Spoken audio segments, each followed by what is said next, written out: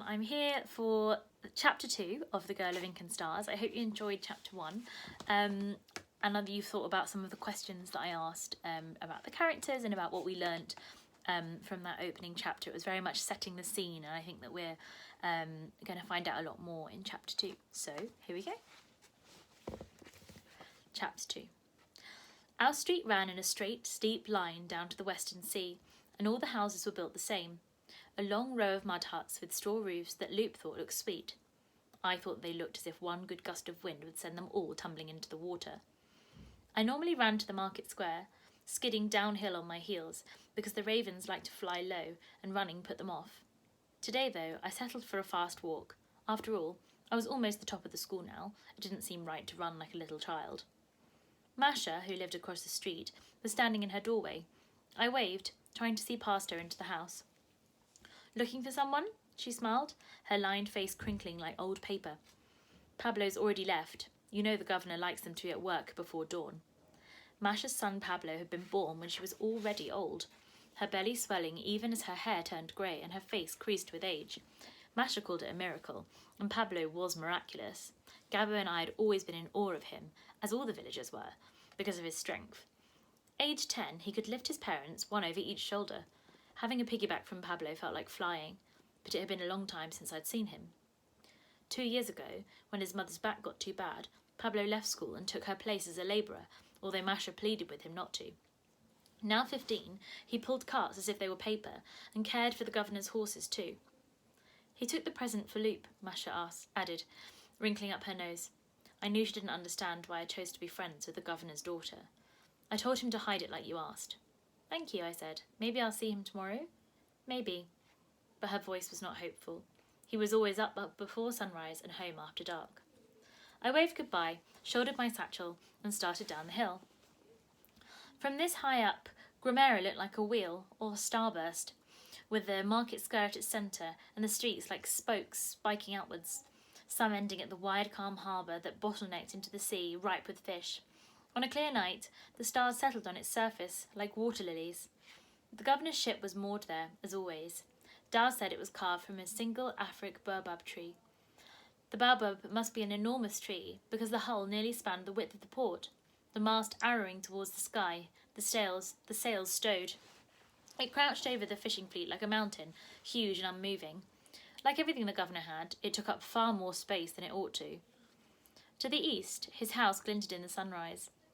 Built from black basalt and as big as 5 ships, the mansion sat between the blue sea and the green forest, spreading out over the fields like a storm cloud. From here, though, it looked small enough to squash between my forefinger and thumb. Below it was the village, with the school halfway between. The old school building had been small but bright, and we'd painted the walls rainbow colours with whatever dyes Dal could spare.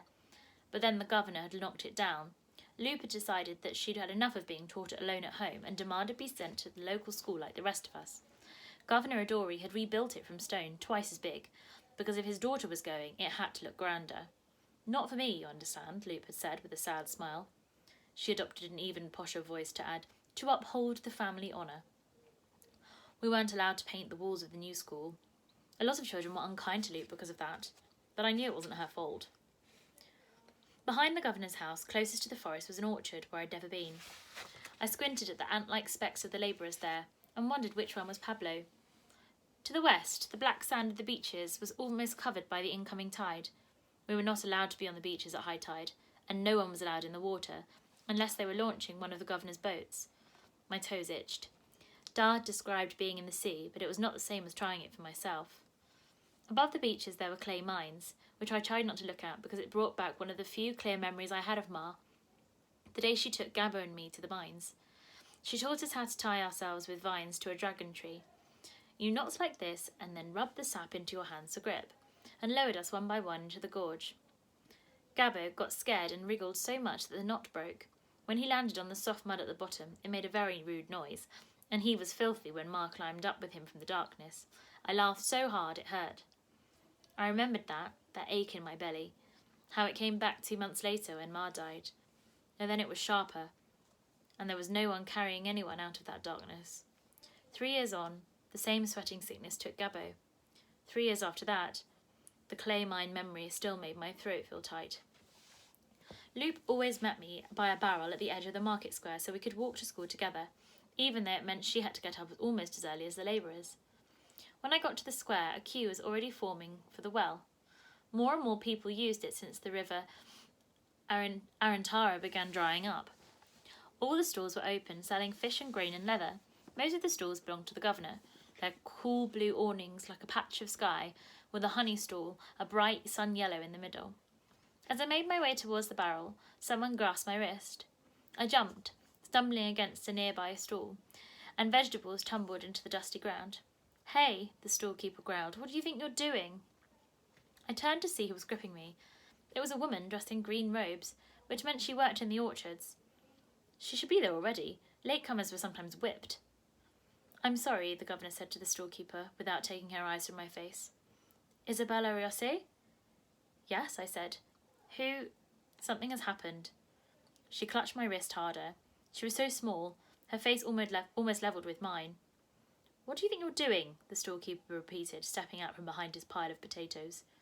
"Cata," hissed the woman, ignoring him. "Have you seen her?" I frowned. "Cata Rodriguez?" "Cata was in my class at school, but we'd only spoken a couple of times before." The woman nodded fiercely. "I'm her mother. She said you were friends. I thought maybe you knew where she was." I shifted uncomfortably. It was true that I was nicer to Cata than anyone else, but she was very quiet and most people ignored her. "I'm sorry," I began. I've looked everywhere. She wasn't there when I woke up. The woman broke off, breathing hard. Her hand fluttered to her chest as if she could not feel her lungs. "You! What are you doing here?" Cata's mother jumped. One of the governor's men was striding towards us, the crowd parting like wheat before his blue tunic. "If you see her, send her home," the woman said to me hurriedly, her face twisted with worry. And then she was gone, running in the direction of the governor's estate. "What a mess," tutted the storekeeper, starting to pick up the vegetables. "No, don't help. You've caused enough trouble already." Dazed, I walked to the corner of the market square where Loop and I always met. Something in the woman's face had shaken me, right to the bones. I hoped Cata was all right. "Issa!" I spun around as Loop came running across the square, satchel flying. The other villagers shrank back from her. The governor's daughter did not have many friends, not that Loop cared. "I don't give a fig," she had said to one of the girls, teasing her about the fussy plaits her mother insisted on. "Isabella likes them, and that's enough for me." We made an odd set, Loop and I. She as tall as a near-grown boy, and I barely reaching her shoulder. She seemed to have got even taller in the months since I'd last seen her. Her mother would not be pleased. Senora Adori was a petite, elegant woman with sad eyes and a cold smile. Loop said she never laughed and believed girls should not run, nor have any right to be as tall as Loop was getting. She squeezed me tightly, then drew back, eyeing me up and down. "Still so short," she said enviously, then frowned. "What's wrong? You've gone all pale. Did your dad not let you out in the sun this summer?" "Mama does that, but sometimes I sneak out. Cata's missing." I pushed the words out. "I just saw her mother." "Cata?" I rolled my eyes impatiently. "The girl who sits at the back." Loop shifted from one foot to the other. She had that look on her face, like Pep sauntering away from a broken dish. I stared at her. "What?"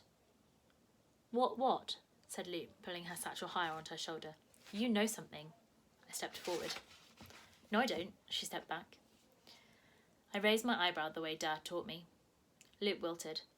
"I'm sure it's nothing. It's just she was working in the kitchen this summer, and I asked her to go to the orchard for me yesterday to get some—" "The orchard?"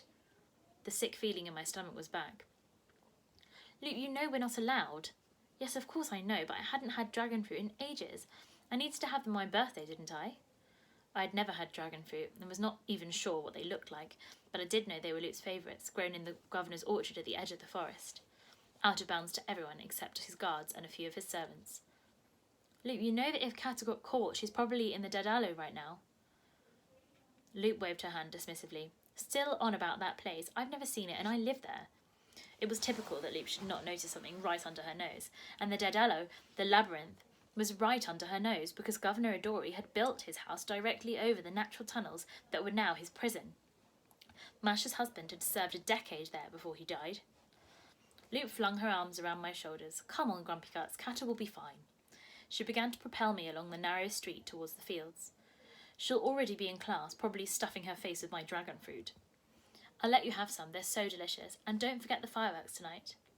Lupe hated the dark, but she loved fireworks.